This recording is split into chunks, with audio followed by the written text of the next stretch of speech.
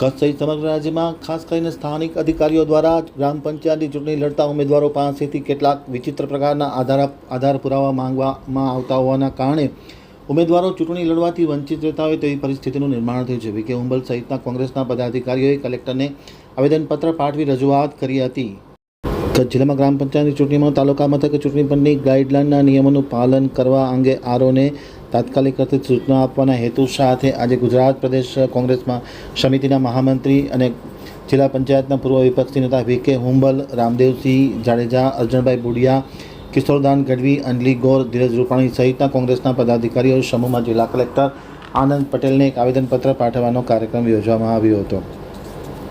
પાઠવેલ આવેદનપત્રમાં સ્પષ્ટપણે જણાવવામાં આવ્યું હતું કે ખાસ કરીને જે ચૂંટણી પંચની ગાઈડલાઇન છે તેના કરતાં ઉમેદવારો પાસેથી અલગ અલગ પ્રકારના આધાર પુરાવા માંગવામાં આવે છે. જે આધાર પુરાવા પૂરા પાડવા ખરેખર અશક્ય હોય છે. આમ છતાં ચૂંટણી પંચની ગાઈડલાઇન ન હોવા છતાં સ્થાનિક અધિકારીઓ આવા આધાર પુરાવા માંગતા હોવાના કારણે ઉમેદવારો હેરાન પરેશાન થઈ રહ્યા છે અને ક્યાંક ને ક્યાંક ચૂંટણી લડવાથી વંચિત થાય તેવી પરિસ્થિતિનું પણ નિર્માણ થઈ રહ્યું છે. સમગ્ર ઘટનાને ધ્યાને લઈ તાત્કાલિક અસરથી યોગ્ય માર્ગદર્શન આપવામાં જે વિસંગતતાઓ ફોર્મ ભરવામાં ઊભી થાય છે તે ન થાય તે જોવા વીકે હુંબલ સહિતના કોંગ્રેસના પદાધિકારીઓએ કલેક્ટરને રજૂઆત કરી છે. કલેક્ટર રજૂઆત શાંતિથી સાંભળી અને યોગ્ય કરવાની ખાતરી આપી છે. આજે અમે બધા કોંગ્રેસનું ડેલિગેશન અત્યારે આપ સૌ જાણો છો કે કચ્છ જિલ્લામાં ગ્રામ પંચાયતોની ચૂંટણીઓના ઉમેદવારી ફોર્મ ભરવાના સમય ચાલી રહ્યો છે અને એમાં જે વિષમતાઓ છે દરેક તાલુકાઓમાં અધિકારીઓ અલગ અલગ નિર્ણય લઈ અને મન ફાવે એવા નિયમો બનાવી અને ઉમેદવારો પાસે ડોક્યુમેન્ટ માંગવામાં આવી રહ્યા છે. જેના અનુસંધાને અમે આજે કચ્છ આપણે ગ્રામ પંચાયતોના જે જિલ્લા ચૂંટણી અધિકારી છે ચૌહાણ સાહેબને એમને રૂબરૂ મળી અને એક આવેદનપત્ર આપ્યું છે. અને આપણે સૌ જાણીએ છીએ કે કચ્છ જિલ્લામાં સામાન્ય ચૂંટણીઓ 250થી ઉપર છે અને લગભગ 6 થી 7 હજાર ઉમેદવારો સરપંચ અને સભ્યોના ફોર્મ ભરાવાના છે. ત્યારે અમે અગાઉ પર રજૂઆત કરી હતી કે ઉમેદવારોને હેરાનગતિ ન થાય, કારણ વગરના ડોક્યુમેન્ટ કે આધારો ન માંગવામાં આવે. પરંતુ ઘણા બધા તાલુકાઓમાંથી અમને ફરિયાદો મળી કે જે તે તાલુકાના ચૂંટણી અધિકારીઓ છે એ નિયમથી બહાર જઈને જે રાજ્ય ચૂંટણી પંચે નિયમો બનાવેલા છે એના વિરોધમાં જઈ અને પોતાના નિયમો બનાવી અને ઉમેદવારો પાસેથી આધારો માંગવામાં આવી રહ્યા છે. એના માટેની હું આપના માધ્યમથી સમગ્ર કચ્છ જિલ્લાના ચૂંટણી અધિકારીઓ છે એમને એક સંદેશો જાય એટલા માટે થઈ અને અમે એમને કહેવા માગીએ છીએ કે રાજ્યના ચૂંટણી પંચે જે નિયમો બનાવ્યા છે ઉમેદવારી ફોર્મનો પણ નમૂનો બનાવેલો છે, એમાં બધી વિગત આવી જાય છે.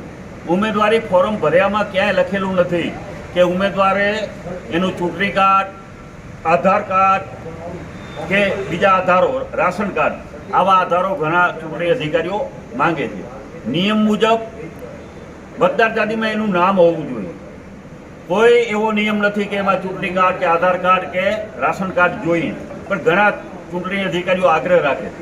તો અમે આ વાત સાહેબને કહી અને આ આધારો છે એ નિયમથી વિરુદ્ધના માંગવાના છે. કોઈ એવો આધારની જરૂરિયાત નથી અને ઉમેદવારો એક ભય અને ડર ફેલાય કે મારું ઉમેદવારી ફોર્મ ક્યાંક રદ થઈ જશે તો એટલે બિચારા શું કરે, એને ગમે એમ કરીને જે માંગે એ આપવું પડે.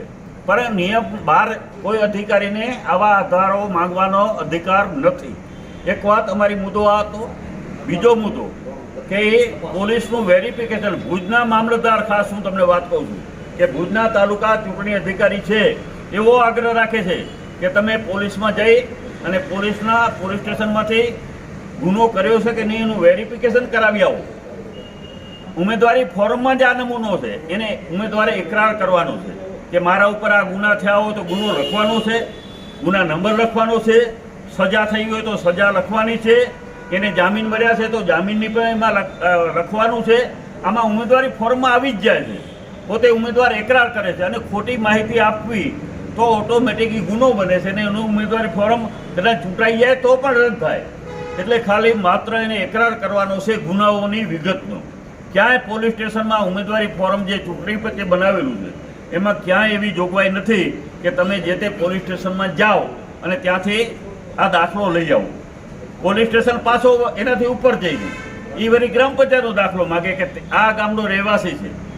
અરે ભાઈ, એના ઉપર કોઈ પણ વ્યક્તિ ઉપર ગુનો બન્યો છે કે નહીં, પોલીસ સ્ટેશનમાં નોંધાયેલો જ હોય, પણ પોલીસ વળી એનાથી ઉપર જઈને આવા નિયમો બનાવી અને આવા આધારો માગે છે, તો ખૂબ હેરાનગતિ ઉમેદવારોને થઈ રહી છે. એના માટે થઈ અત્યારે હવે એક દિવસ માત્ર બચ્યો છે સોમવારનો, અને 80% જે ફોર્મ છે એ સોમવારના ભરાવાના. એટલે આ ઉમેદવારો હેરાન ન થાય, સરપંચના ઉમેદવારો હોય, પંચાયતના સભ્યના ઉમેદવારો હોય, એના માટે થઈ અને અમે જિલ્લા ચૂંટણી અધિકારીને અને રાજ્ય ચૂંટણી પંચને પણ ફરિયાદ કરી છે કે ભાઈ તાત્કાલિક તમે આ જિલ્લા ચૂંટણી અધિકારીને સૂચના આપો ને જિલ્લા ચૂંટણી અધિકારી કચ્છના તમામ તાલુકા ચૂંટણી અધિકારીઓને સૂચના આપે કે કારણ વગરના કોઈ ડોક્યુમેન્ટ શા માટે માંગવામાં આવે. બીજો કે લેનાનો પણ આગ્રહ રાખે છે કે લેનાનો દાખલાનો પણ તમે પંચાયતમાંથી લઈ આવો. તો ખરેખર લેનાના બાકીદાર કોણ છે? મારા ઉપર હું પંચાયતમાંથી લઈ આવીશ, પણ મારું બેંકમાં લેણું હશે, કોઈ સહકારી મંડળીનું લેણું હશે, કોઈ પીજીવીસીનું લેણું હશે કે બીજા કોઈ સરકારી લેણા હશે, તો એ પંચાયતનો આગ્રહ રાખે પંચાયતમાં દાખલો લઈ આવો. તો આવો કોઈ પણ લેણાનો આગ્રહ ચૂંટણી અધિકારી નહીં રાખવો જોઈએ, એટલા માટે કે બાકીદાર ક્યારે ગણાય કે કોઈ પણ મારા ઉપર લેણું છે, મને નોટિસો કોઈ ખાતાએ વિભાગે આપી હોય અને મને નાદાર ઠેરવ્યો હોય, મને ડિસ્કોલિફાય આમાં ઠેરવ્યો હોય લેણામાં કે હું બાકીદાર તરીકે છું, તો આ મુદતવીતી લેણા હોય એને નોટિસો આવેલી હોય એ જ બાકીદાર ગણાય. બાકી રેગ્યુલર લેણા હોય, રેગ્યુલર તો દરેક ઉપર હોય, મેં આજે ભર્યું છે તો કાલે બીજે દિવસે મારા ઉપર લેણું થઈ જવાનું. તો આ પણ એક આગ્રહ એનો જે છે એ ખરેખર હકીકતમાં ખોટો છે. ત્રીજો દાખલો કે ભાઈ તમારે બાળકોનો કે બાળકો કેટલા છે, તો બાળકોની તારીખ જન્મ તારીખ લખવાની હોય છે ફાર્મ. માની લો મેં ખોટી માહિતી આપી છે અથવા તો કોઈ વાંધો લીધો છે, ત્યારે જ ત્રીજા બાળકની તારીખ માટેનો આધાર માંગી શકાય. અત્યારે તો ઘણા ચૂંટણી અધિકારીઓ એમ કહે છે કે તમે લિવિંગ સર્ટિફિકેટ લઈ સ્કૂલના લિવિંગ સર્ટિફિકેટ રજૂ કરો કે ના ઉમેદવારના. હવે કાયદાની જોગવાઈમાં કોઈ પણ વ્યક્તિ ભલે અભણ હોય, અંગૂઠા છાપ હોય કે ગ્રેજ્યુએશન કરેલું હોય, કોઈ પણ વ્યક્તિ ઉમેદવારી કરી શકે. તો પછી લિવિંગ સર્ટિફિકેટ સ્કૂલની શાળા છોડવાનું કે શાળાનું પ્રમાણપત્રની જરૂરિયાત જ ક્યાં રહી? તો આ ખોટા આધારો માંગી અને અત્યારે ઉમેદવારોને હેરાન કરવામાં આવે છે. આ આખા જિલ્લામાં આ પરિસ્થિતિ છે. તમે રાપરનો એક નિયમ છે, રાપરના ચૂંટણી અધિકારી કરીને, ભુજવાળા કરીને બીજા નિયમો છે, અંજારમાં ત્રીજા છે. દરેક તાલુકા મથકે દરેક આપણા ચૂંટણી અધિકારીઓ પોતાને મનમાની કરી અને પોતાને ફાવે એવા નિયમો બનાવી અને ઉમેદવારોને હેરાન કરે છે. એ લોકોએ એક ચેકલિસ્ટ બનાવી છે. આ ચેકલિસ્ટ એને અમને આપ્યું કે તમારે આ બધા આધારો આપવાના છે. હવે આ ચેકલિસ્ટમાં ક્યાંય કોઈ સહી નથી. ચૂંટણી પંચની જો ગાઈડલાઈન હોય તો સરકારી કોઈ હોય તો અમે કીધું ભાઈ તમે લેખિતમાં આપો. લેખિતમાં આપવું નથી, લેખિતમાં આપવું નથી. ઉમેદવારોને હેરાન કરવાના છે, ઉમેદવારોને ડરાવે છે, ઉમેદવારોને ધમકાવે છે, ઉમેદવારોમાં ભય ફેલાવે.